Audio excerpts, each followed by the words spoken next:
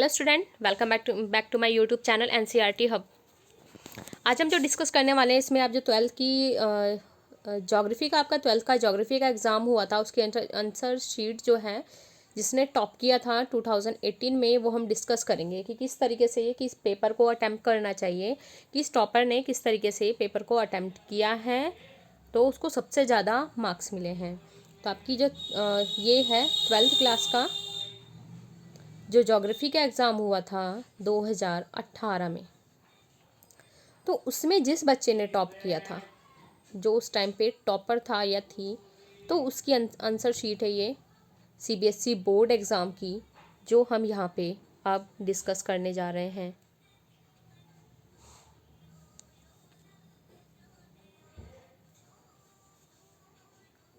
देखेंगे किस तरीके से इसने ये आंसर्स अटैम्प्ट किए थे।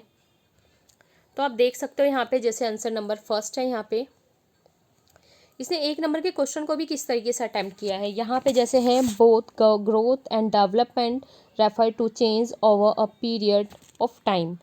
तो यहाँ पे ग्रोथ के बारे में इसे अंडरलाइन किया गया है, डेवलपमेंट को अंडरलाइन किया गया। अगर इसका की बिल्कुल देखा जाए, अगर टाइम के अकॉर्डिंग देखा जाए तो यहाँ पे एक ही पेन का यूज़ हुआ है, ब्लू पेन का, और यहाँ पे ब्लैक पेन का यूज़ नहीं हुआ है। जो भी एग्जाम्पल्स वगैरह या कुछ भी चीज़ ऐसे बतानी है उसके लिए ब्रैकेट का यूज़ किया गया है, और इधर ऐसे अंडरलाइन करके या तो अंडरलाइन किया गया है। तो मैं इसमें कंक्लूज़न यही निकलता है कि आप एक ही पेन का यूज़ करें, जैसे ब्लू पेन, क्लियर है, ब्लैक पेन का हमें यूज़ नहीं करना है। जो भी आप एग्जाम्पल लिखोगे इसमें उसे अंडरलाइन कर दो, या इस तरीके से आप उसे बॉक्स में कवर कर दो। क्लियर है। तो फर्स्ट क्वेश्चन देखो किस तरीके से एक नंबर के क्वेश्चन को भी इस तरीके से लिखा हुआ है, स्टार बना के। काफ़ी अच्छी राइटिंग भी है, बहुत सुंदर लेख में लिखा गया है। तो आप भी ज़रूर से अच्छी सी राइटिंग में जो बोर्ड का पेपर अटैम्प्ट करेंगे ज़रूर इसी प्रकार से करें।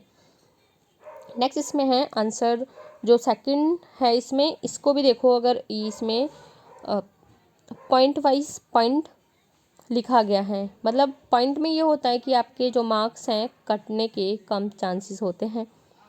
जब हम कोई भी ऐसे या तो पैराग्राफ पूरा लिख के आ जाएं इतना बड़ा सा, तो वहाँ पे मार्क्स आने के कम चांसेस होते हैं, यानी कि 3 आउट ऑफ 2 ही मिल पाएंगे। लेकिन जब हम पॉइंट के थ्रू इस तरीके से लिखते हैं, अगर 2 से 3 पॉइंट भी लिखते हैं, तो यहाँ पे चांसेस होते हैं कि आपको पूरे मार्क्स मिले।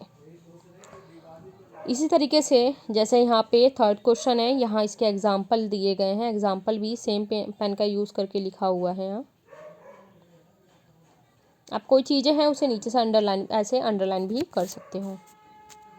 तो ये 1 मार्क्स के क्वेश्चन थे, देख सकते हो आप किस तरीके से अटैम्प्ट किए गए हैं। जो इंग्लिश मीडियम के बच्चे हैं उनके लिए काफ़ी अच्छा है, जो हिंदी मीडियम के बच्चे हैं बस वो देख लें कि किस तरीके से आंसर को अटैम्प्ट करना चाहिए। कॉटन टेक्सटाइल के बारे में है, इसमें 3 पॉइंट इसके दिए गए हैं, 1 2 और इधर ये आप 3 4, टोटल 4 पॉइंट लिखे गए हैं।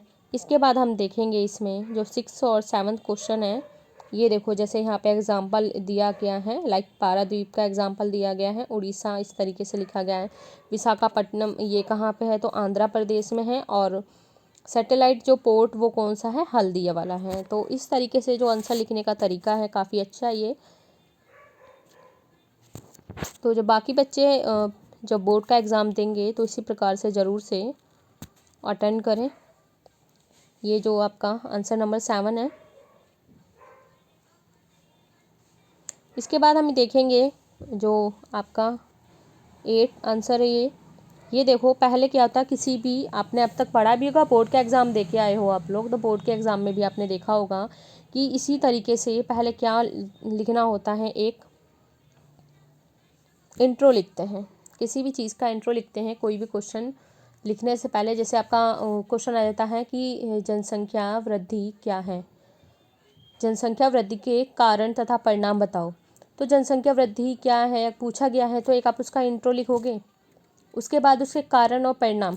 तो इस तरीके से इंट्रो लिखने के बाद फिर यहाँ लिखोगे कारण, 1 2 लाइन उसकी लिख दोगे, फिर उसमें पॉइंट बनाओगे। पहला कारण क्या है, जनसंख्या वृद्धि का सामाजिक कारण है, राजनीतिक कारण है। सामाजिक कारण है तो उसके फिर नीचे आप और पॉइंट लिखते चले जाओगे स्टार बना बना के। तो इस तरीके से क्वेश्चन लिखने का तरीका होता है। तो यहाँ देखो आप, इस पहले इसने इंट्रो लिखा है, फिर इसके बाद ये सारे के सारे पॉइंट्स यहाँ पे लिखे हुए हैं। देन इसके बाद यहाँ पे थोड़ा सा अपनी तरफ से जो आप लिखना चाहते हो आगे वो लिख सकते हो। नेक्स्ट इसमें है क्वेश्चन आंसर नंबर 9 है। इसमें भी 2 चीज़ें पूछी गई हैं आपकी, स्मॉल स्केल और इधर लार्ज स्केल।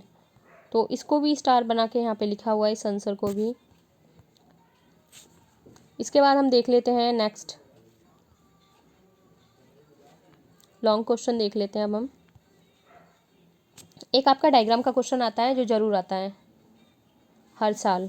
तो डायग्राम के क्वेश्चन को इस तरीके से अटैम्प्ट करना होता है। काफ़ी बच्चे ऐसे ही लिख देते हैं, पता ही नहीं चलता कि इसमें फर्स्ट वाला का आंसर क्या है, सेकंड का आंसर क्या है। तो इसमें आपके 2 क्वेश्चन पूछे जाते हैं। एक तो डायग्राम से ही पूछा जाएगा, उसमें से देख के जो भी एरिया पूछा जाएगा आपको वो लिखना होता है।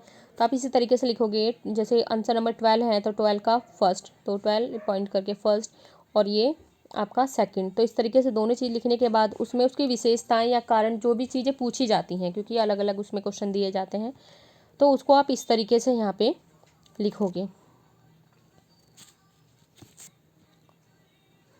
जो भी माइग्रेशन वगैरह जिसमें इसमें है, माइग्रेशन के बारे में दिया गया है। नेक्स्ट इसमें आपका है वाटर क्वालिटी के बारे में। तो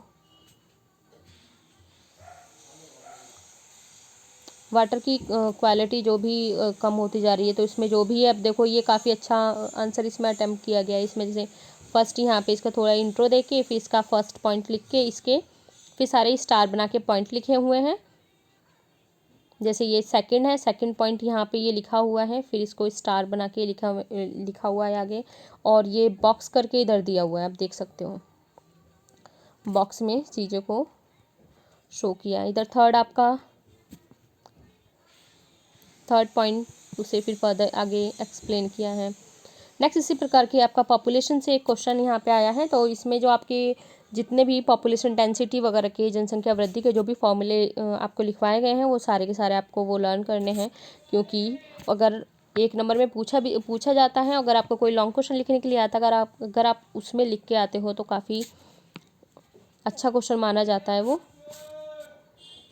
तो ये देखो फर्स्ट पॉइंट, फिर आगे इसको पॉइंट इस तरीके से डिफाइन किया गया है। इसी क्वेश्चन का सेकंड पॉइंट है ये, फिर थर्ड पॉइंट लिखा है इसको, फिर इसके ये एग्जांपल्स भी दे रखे हैं साथ के साथ। आप देखोगे तो इसमें एग्जांपल्स भी दिए हुए हैं। ये काफ़ी अच्छा क्वेश्चन अटैम्प्ट किया है ये। जैसे फर्स्ट पॉइंट था, इसको इसके 4 पॉइंट लिखने के बाद ये रहा एग्जाम्पल, गंगा ब्रह्मपुत्रा वैली, नील वैली यानी कि नाइल वैली यानी कि नील घाटी, और ये आपका लैंडफॉर्म्स है। यहाँ पे ये देख सकते हो आपका एग्जाम्पल दिया है, कोस्टल प्लेन का एग्जाम्पल है यहाँ पे। क्लाइमेट है, क्लाइमेट के बारे भी इसके बाद भी एग्जाम्पल दिया है पॉइंट अटैम्प्ट करने के बाद। फिर सॉइल है, सॉइल के बाद भी एग्जाम्पल दिया है। तो आप देख सकते हो किस तरीके से क्वेश्चन ये अटैम्प्ट किया गया है। हंटिंग एंड गैदरिंग का इसमें क्वेश्चन है नेक्स्ट। तो यहाँ देख सकते हो, ये आपको पूरा इंट्रो देखने को मिलेगा इधर। उसके बाद ये अगेन थोड़ा पैटर्न चेंज कर दिया। अब स्टार है, उसके बाद 3 पॉइंट है, फिर स्टार है, फिर उसके बाद 3 पॉइंट है। इस तरीके से काफ़ी अच्छा क्वेश्चन है ये। फिर 5-6 पॉइंट,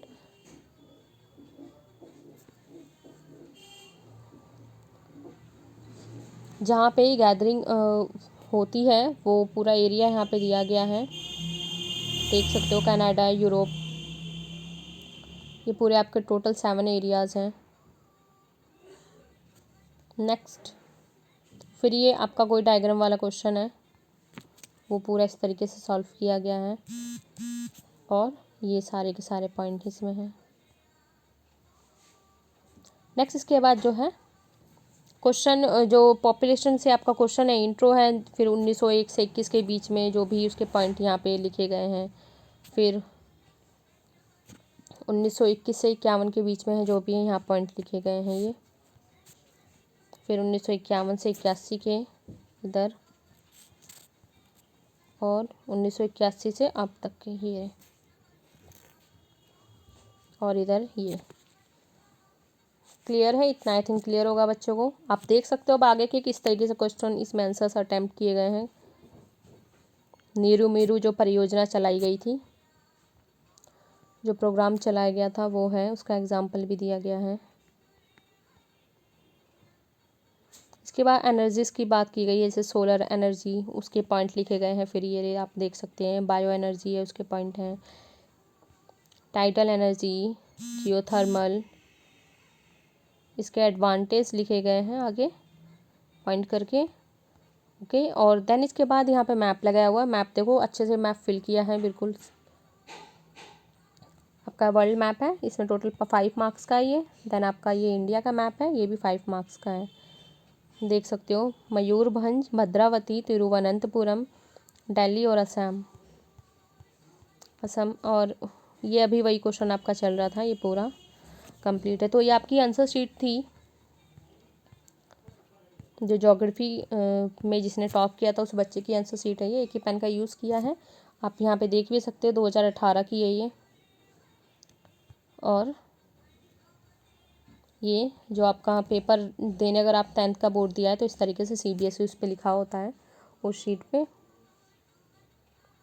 तो स्टूडेंट्स इस ज़रूर फॉलो करें आप, अगर आपको अच्छे मार्क्स चाहिए तो।